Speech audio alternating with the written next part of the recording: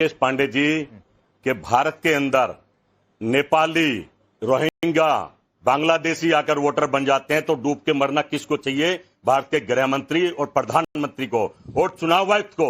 और नैतिकता तो रिजाइन दे देना चाहिए। ये नेहरू जी तो लेके नहीं आए इनको, इस पे तो आप पूछेंगे ना, आपकी पूछने की हिम्मत है इनसे। हालात तो जब भी हो ना, जब देश में घुसो तो बने। और बने क्या? पिछले कई सालों से बीजेपी और संगठन जीत रहे इनकी वोट से। मोदी जी भी इनकी वोट से बने, बिहार के मुख्यमंत्री भी इनकी वोट से बने। इस पर तो चर्चा नहीं करेंगे। पर अब बिहार को लूटना है, बंगाल को लूटना है, जैसे दिल्ली लूटी, हरियाणा लूटा, महाराष्ट्र लूटा, बारी चल रही है, लूटेंगे। हमारी असली वोट काटेंगे और अपनी नकली बनाएंगे। खेल ये है, चुनाव नहीं तमाशा हो रहा। बैलेट पेपर से चुनाव करा दो। इनका एक भी एमपी पूरे भारत में जीत जाए, एक भी विधायक जीत जाए तो मैं दावे से बात करता हूं। नहीं, एक बात जगदीश भाई, ये छोटा सा एक इंटरप्शन है, आप सुन लीजिए, उसका जवाब दे लीजिए। तो क्या आपने कर्नाटक लूटा था? क्या आपने हिमाचल लूटा था? पहला सवाल। दूसरा सवाल है कि अगर ये फर्जी वोटर से जीत रहे थे तो भाई फर्जी वोटर से जीतने वाला अपने वोटर क्यों हटाएगा? और तीसरा सवाल, ये जो ग्राफिक्स चल रहा है जरा देख लीजिएगा, पढ़ लीजिएगा। एक कानून सुन लीजिए सर, एक कानून जरा देश भी इसके बारे में जाने। पहले से फॉरेनर्स एक्ट था, उसके बावजूद असम के लिए इंदिरा गांधी 1983 में एक एक्ट लेकर आई। 3 किलोमीटर के दायरे में रहने वाला शिकायतकर्ता 2005 में सुप्रीम कोर्ट ने 1983 के इस कानून को रद्द कर दिया और कहा क्या गया कि यह कानून अवैध प्रवासियों की पहचान और उन्हें देश से बाहर करने में सबसे बड़ी बाधा था। तो भाई अवैध प्रवासी को चाहता कौन है बताइए? राकेश पांडे जी, आपने कहा कर्नाटक जीत लिया, तेलंगाना जीत लिया। जो पार्टी, जो राहुल गांधी पूरा भारत उनके साथ कढ़ा, पूरा भारत जीतना था। क्या झूठ बोलने वालों को वोट देगा भारत? महंगाई करने वालों को वोट देगा भारत?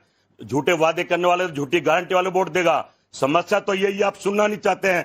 देश के हालात बद से बदतर हो रहे हैं, पर बाबा जीते जा रहा है, बुढ़ऊ जीते जा रहा है। तो मैं कौन है भाई? कहने की रोक लगनी चाहिए। झूठ और तमाशा हो रहा है। कौन से सड़क छाप को लेकर आए डिबेट में? ये सड़क छाप कहां से आया डिबेट में? ये सड़क छाप कहां से आया डिबेट में?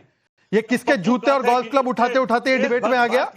ये किसके जूते और गोल्फ क्लब उठाते उठाते आ गया? नहीं, बुढ़ाऊ क्या होता है? आप देश के सभी वरिष्ठ नागरिकों को बुढ़ाऊ बोल रहे हैं क्या? आज देखिए कांग्रेस पार्टी का ये नमूना, ये देश के जो भी 60-65 वर्ष के ऊपर है, जो हमारे बुजुर्ग हैं, जिनको हम माता पिता और गुरु मानते हैं, यहां पर भी बैठे हैं पैनल में कुछ बुजुर्ग लोग, उनको बुढ़ाऊ बोलता है। ये बुढ़ाऊ बोलता है, अपने माँ बाप को भी बुढ़ाऊ बोलता है। माँ बाप को भी अपने बुढ़ाऊ बोलता है क्या? तो अपने माँ बाप को भी बुढ़ाऊ बोलता है क्या जगदीश? अपने माँ बाप को भी बोलता है क्या? ये भारत श्रवण कुमार का देश है, तुम्हारे जैसे लोग का नहीं। जो माता पिता को आश्रम में डाल दे, जो माता पिता को रिटायरमेंट होम में डाल दे। सुनिए, ये देखिए वरिष्ठ लोगों को बुढ़ाऊ बोलता है। क्लियर करके आगे चलता हूं। जगदीश जी, आपके घर में, आपके शहर में हो सकता है इस तरीके की भाषा बोली जाती है, लेकिन इस बात को लेकर बहुत है। ना तो सोमनाथ भारती जी, ना तो अमीन जी, और ना तो मेरे घर में अपने माँ बाप को बुढ़ाऊ और बूढ़ी बोला जाता है। भाषा नहीं इस्तेमाल की जाती है। रॉबर्ट वाड्रा का चपरासी। आइए टॉपिक पर आइए, नहीं प्लीज नहीं, इस तरीके की भाषा नहीं प्लीज। जगदीश जी, ये बहुत ऑब्जेक्शनल था जो आपने बोला, बहुत ऑब्जेक्शनल था। बुढ़ाऊ ये बिल्कुल भी नहीं। देश के प्रधानमंत्री, और दूसरी बात है कि बुजुर्ग हैं तो आप कुछ भी बोलेंगे। नहीं, हमारे देश के वरिष्ठ नागरिक हैं बहुत सारे। यस,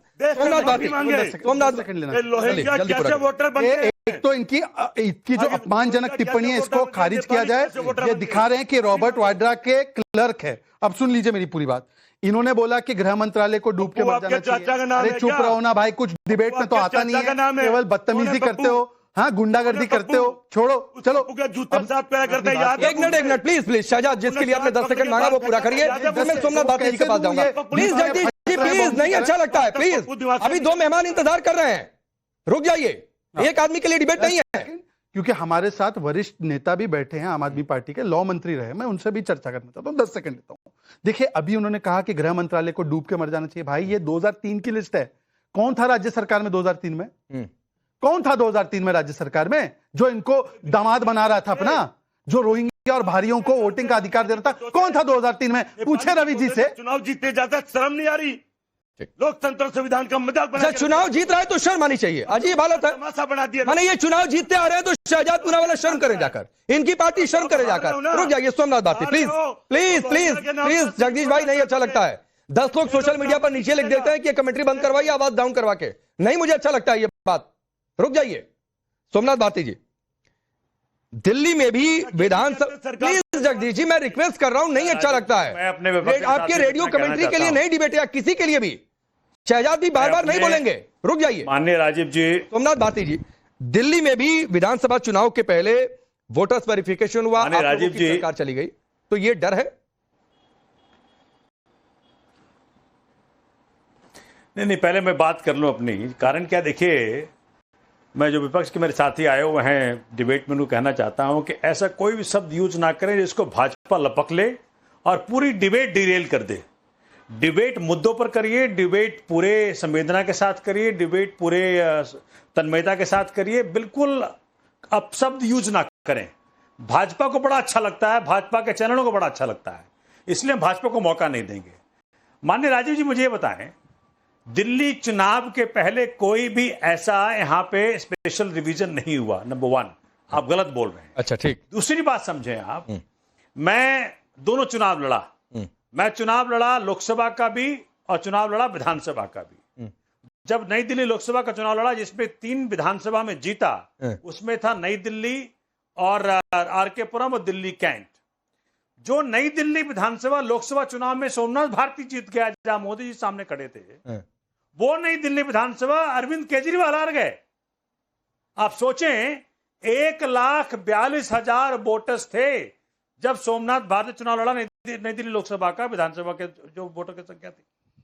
9 महीने बाद 36,000 वोट काट करके ये 1,06,000 रह गया। मालूम है कहां से वोटर कटे, कहां से वोटर जुड़े? मेरे पास बिल्कुल तथ्यात्मक प्रमाण है। परवेश वर्मा साहब के कोठी पे 30 वोटर जुड़े, नेताओं के कोठियों पे 30, 25, 50, मतलब ऐसे वोटर जुड़े हैं। देखिए, मैं ही जानना चाहता हूं, आज आपके माध्यम से भाजपा के साथी हमारे बड़े प्रखर वक्ता हैं, ये भैया, ये जो रोहिंग्या, बांग्लादेशी, नेपाली, म्यांमार के लोग जो घुस गए, तो आप पुराने थोड़े एक बार वीडियो निकालिए राजीव जी, थोड़ा सा ये भी कभी निकाला चलाया करिए, माननीय मोदी जी के पुराने वीडियो, जहां वो कह रखे हैं, अरे बीएसएफ किसके पास है, ठीक, बॉर्डर किसके पास है, ठीक, ड्यूटी किसकी थी, ठीक। 11 साल। अच्छा, एक चीज सोमनाथ जी, शहजाद बाकी जवाब देंगे। एक चीज सोमनाथ जी, सर, एक बात, एक तो आप शुरू से मेरा नाम गलत ले रहे थे। कर लो पूरा। हाँ, राजीव नहीं, राकेश, मुझे बात करने दीजिए पूरा। हाँ, बोलिए। मुझे बात करने दीजिए। बोलिए। अच्छा, बोलिए। चलिए, माननीय राकेश जी। हाँ, बोलिए। माननीय राकेश जी, मुझे माफ करेगा, मैं कह रहा हूं राकेश जी कि ये जो इतने घुसपैठी है, बांग्लादेशी, रोहिंग्या, नेपाली, म्यांमारी, अरे भैया, जो सब लोग आ गए, तो क्या 11 साल से झक मार रहे हैं? बॉर्डर सुरक्षित नहीं है हमारी? बीएसएफ क्या कर रही है? तो मैं जानना चाहता हूं, ये सरकार जो है, इस सरकार हर बार, चूंकि जब भी चुनाव होता ना राकेश जी, तो बात की जाती है कि भाई पिछले चुनावी वादे आपने पूरे किए कि नहीं किए। वो चर्चा ना हो, इसलिए बाकी चर्चाओं में उलझाए रखो लोगों को कि बांग्लादेशी आ गए भैया, नेपाली आ गए भैया, म्यांमारी आ गए भैया।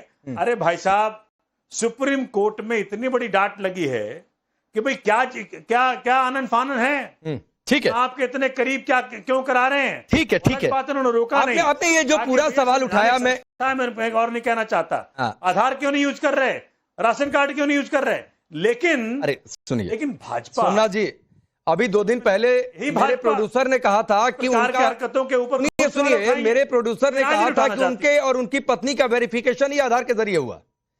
कई जगहों से खबरें आई कि नहीं, आधार भी ले रहे हैं लोग। अब पता नहीं इसमें क्या है, कितनी सच्चाई है, मैं नहीं जानता हूं, लेकिन जो रिएक्शंस आए, खैर आपने शहजाद का पिन पॉइंट किया। शहजाद 30 सेकंड में रिप्लाई करिए, फिर अमीन जी के पास जाऊंगा। देखिए, ऐसा है सोमनाथ जी, अगर आपका परमिशन हो तो, सोमनाथ जी अच्छे व्यक्ति है, पर इनकी पार्टी में जो सोमनाथ में विश्वास ही नहीं रखते, अर्थात अमानतुल्लाह, वो भी एक है। अमानतुल्लाह ने जब 5 एकड़ जमीन दिल्ली में यूपी सरकार की, उधर से रोहिंग्या को खदेड़ के निकालने की कोशिश की, तो ये अमानतुल्लाह, जो सोमनाथ में विश्वास नहीं रखता, वो अमानतुल्लाह गया और 10-10 हजार रुपए देकर आए, और उन्होंने वहां के पावर कनेक्शन, वाटर कनेक्शन, सब के लिए भूख हड़ताल पे बैठ गया।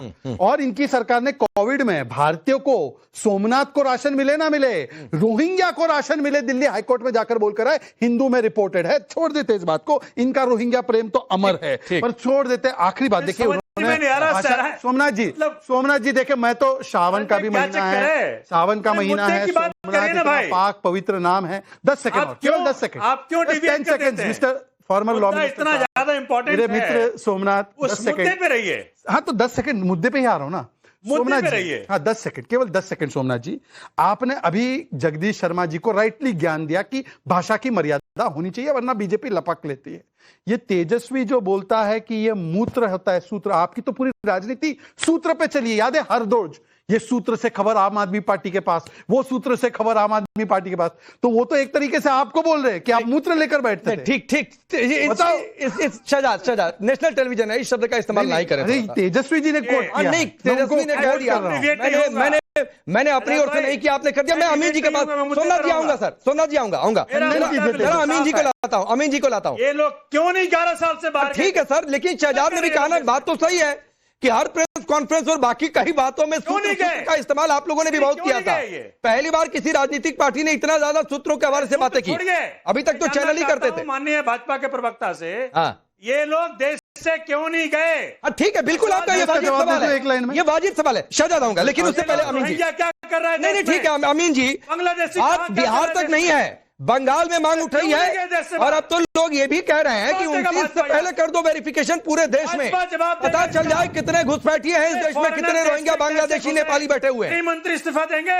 प्लीज प्लीज प्लीज, प्रधानमंत्री इस्तीफा सोमनाथ जी प्लीज प्लीज प्लीज। का राकेश जी, मेरा अनुरोध है इस्तीफा क्यों नहीं दे रहे?